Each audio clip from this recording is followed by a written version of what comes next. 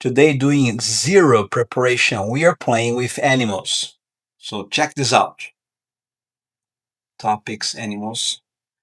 And we are playing the maze game.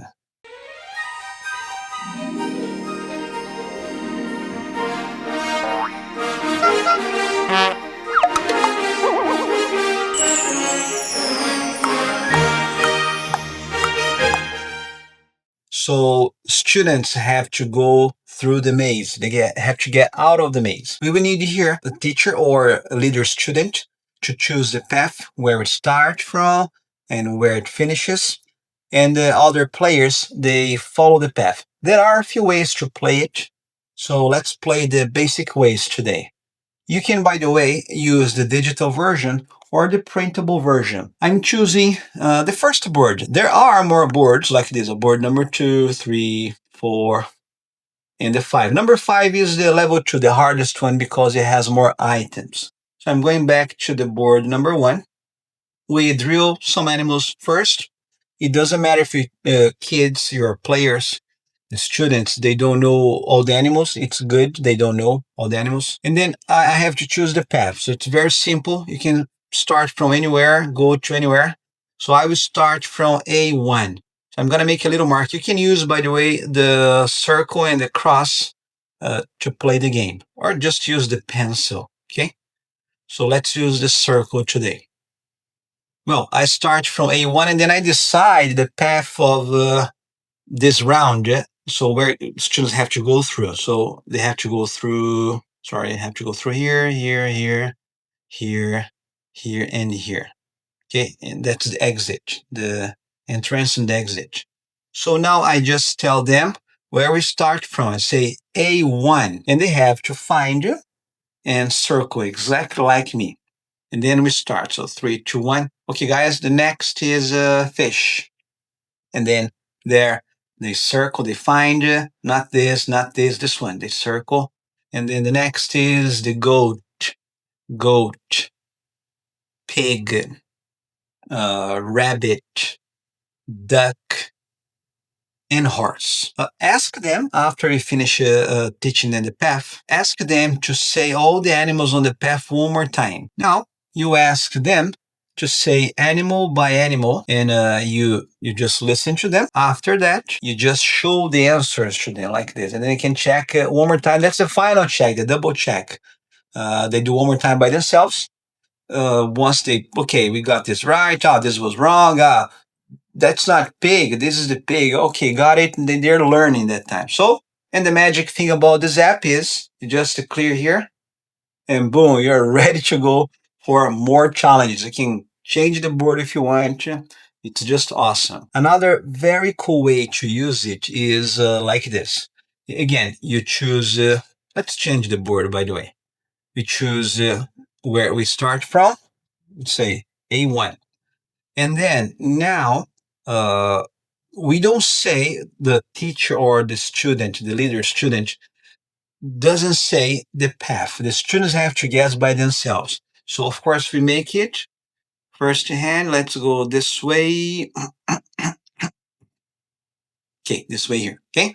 So, you say A1 or E3 or C5. You say where we start from. The students find it and then they mark it.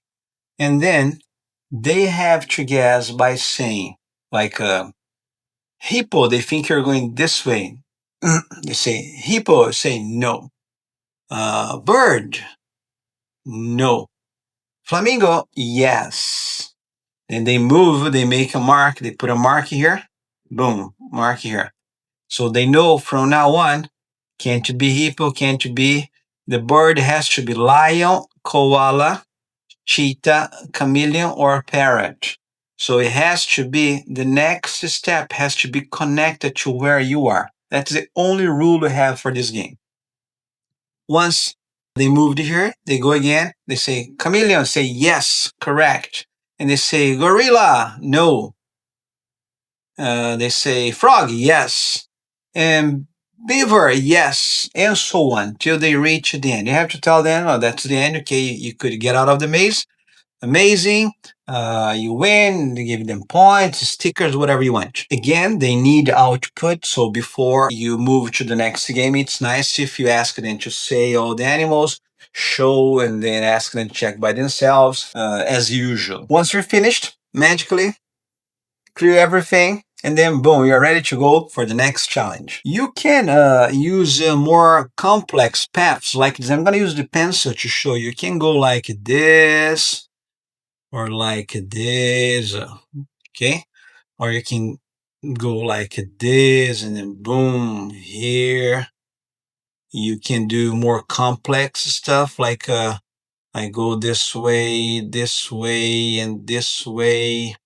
and this way.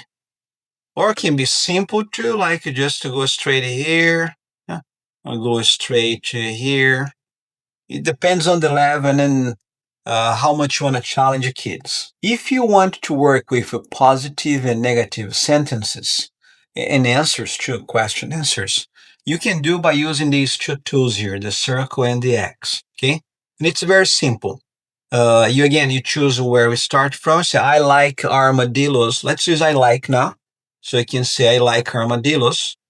And then the students, they have to ask, they have to guess where the path is. You make the path here in advance. Let's say you go this way. Make it simple now.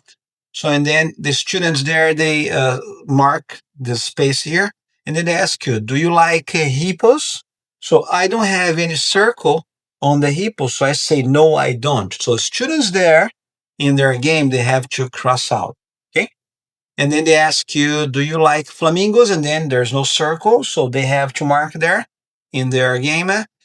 Say, no, I don't. They have to mark an X there. Okay. And then they go, do you like birds? Yes, I do. They circle. Do you like lions? Yes, I do. And they circle. And so on until they get to the exit. And then before you show them the answers for the final check, so it's important to ask them to report it by saying, you like armadillos, you like birds, you like lions, you like koalas, and so on. If you want them saying the no, you can say, you said you don't like hippos or don't like flamingos. After that, you show the answers, they check by themselves, you clear, and ready to go again. If you want to work just with positive and negative sentences, you just go simple, like I like armadillos. I don't like birds. I don't like flamingos. I like koalas. I like elephants. I don't like rats. I like pandas, and so on. Again, ask them to say what you like, what you don't like, and after that, you just show them the answers. They double check, clear, and you're ready to go again. All the grammar here we use is for basic beginners, just like saying the item or just saying, you can say it's a or this is a. But you can work on more advanced grammar points like this is my, I have my favorite animal is, I see. If you're working with a different topic, I can, I like, I eat, I drink, my mother has, my mother likes, and so on. It's just unlimited. Whatever grammar point that matches the items you're using on the Mesa game, you can use. If you want to go very advanced for upper levels, you can go like my uncle has a farm, and on his farm he has armadillos. My uncle has a farm, and on his farm he has some flamingos.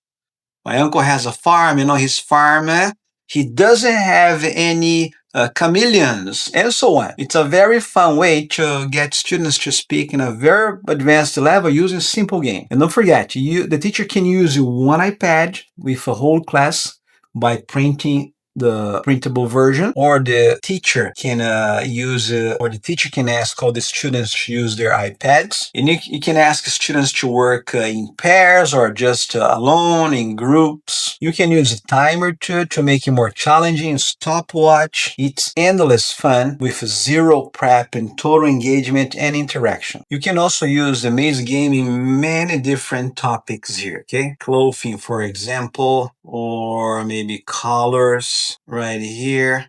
You can also use for maybe fruit right here. It's easy and very convenient. And don't forget, get students to speak all the time, answering you, reacting, communicating with your friends during the game, before the game, and after the game. So this is a human-powered learning tool, so kids can do that all the time. Kids are in charge of this game. And see you next time with more amazing games from our system. Mr. Hat!